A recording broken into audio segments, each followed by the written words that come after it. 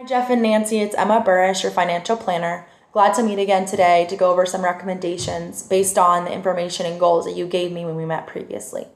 Excited to go over this, and I'm happy and excited to work with you about meeting your goals. Specifically, I want to explain in detail the education component. As you expressed, both of you, it's really important to help the kids with education costs and college savings. Now, I know you have 4 kids between the two of you. Ryan, the fact that he is already working, focusing on the twins, Jeff Jr. and Emma, and then Ashley as far as his savings.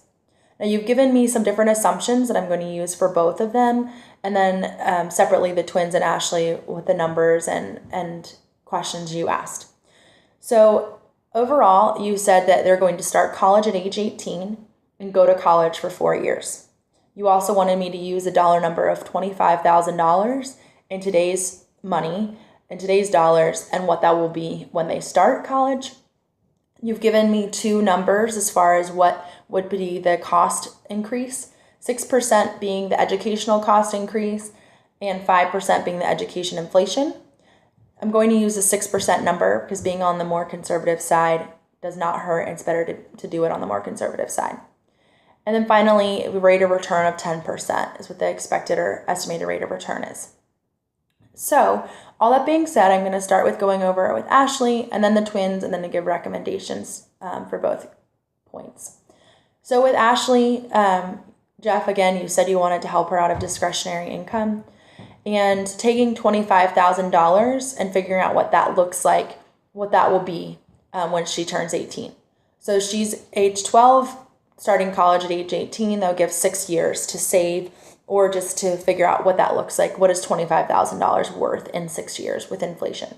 So that calculation with that 6% increase in costs and inflation would be a cost for the first year of Ashley's college at $35,462.98. Now, each year there's still going to be inflation. So year 2, that would be $37,590.76. Year 3, $39,846.20, and year 4, $42,236.77. If you add all of those numbers together, a total cost, estimated cost of college for Ashley for all 4 years is $155,136.71. Now for the twins, they're age 4, so that gives us 14 years until they turn age 18 and are predicting to start college. You've also expressed interest in wanting to go ahead and start putting aside money in a type of account for education savings specifically. Now I'm going to do the math calculations, and I'll go over the full recommendations for all 3 kids. So again, using that $25,000 figure, what is that going to be with a cost of increase at 6% in 14 years? And that estimation is $56,522.60. The next step is to figure out over 4 years what will be the cost, the total cost for each twin to go to college. And that number is $214,065.19. That is per twin. And then from there, you wanted to know what would that mean to get to that dollar figure. What would that mean you have to save every year per twin for 14 years? And that is $7,651.64. Per twin. So to combine the 2 twins, the total cost of college being $428,108.74, and needing to meet that goal to fully fund $25,000 for each twin for all 4 years of college, and that being today's dollars. So it's a pretty significant amount of money. Now, you talked about wanting to set aside for the twins, and I specifically recommend that you open 529 accounts. 529 accounts are types of accounts that are specific for education savings. In states where there is state income tax, you actually can get a state benefit by having a plan specific to your state. Now, for the state of Texas, I know that you don't have state income tax, so it's not as big of a worry, but it is something to keep in mind if you ever to move, or if grandparents were to move and they're wanting to contribute. So that being said, you can put and contribute money in, and then when it's time for college, you can withdraw funds for each of the twins, and it's not taxed. So as long as it's used 100% for qualified education expenses, there's no tax. Now, if for some reason the money was not used for qualified education, there could be a tax penalty in addition to income tax. But that's a great thing. So if you put in $20,000 now, it grows at that 10% for a number of years. You have more money and you're not having to pay any extra tax on it. So that being said, I definitely recommend that you open accounts for the twins to save money. Nancy, you expressed that your parents are interested in helping contribute to the twins' college education, and they can also contribute to the same 529 plans, and there's no issue or tax consequence for the funds being commingled.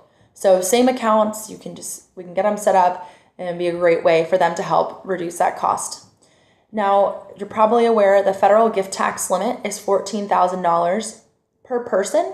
So as a married couple, married filing jointly, you can give to any recipient $28,000 combined for each year. So that would be $28,000 per twin per year. And then there's also another provision that you could give $70,000, which is a combined amount for the past 5 years. So married filing jointly, that's $140,000. So there's some ways that you can gift to these 529 accounts and not incur a gift tax. It's another important consideration. Now, for the Texas specific state plan, the maximum that can be contributed to a 529 plan per beneficiary is $370,000. And that's an account balance, that's not per year. So over the 14 years, it could not grow larger than that. So I realize that actually does exceed the amount needed for each college expense for each twin, which is $214,054.37. That being said, first and foremost, get those accounts open, and I strongly encourage Nancy, you talking to your parents and getting them to contribute. Now, for Ashley's expense, as you're probably aware from the figures I gave you, Jeff, there's really no way you're going to be able to meet that from discretionary income. So if you really want to save for her, even if it's not very much, you could also open a 529 plan, even contribute just a little bit to help towards that cost. Now, I'm not sure if you've had this conversation before with Susan, but I think it would be a great conversation to have with her and see what she's thinking and what her abilities are to contribute to Ashley's college expenses. Other factors are considering financial aid or student loans. Some kids also work during college to help supplement the cost. And additionally, you can do part-time classes or things, or go to community college or a public college. It'll make it cheaper. So all that being said, these are ways to meet your goals. We talk about it later, about options to potentially sell Nancy's bond portfolio and invest that money as a way to get some money invested now and create some capital for that. So these are just some considerations. We'll talk further about the other components as we continue. Thank you.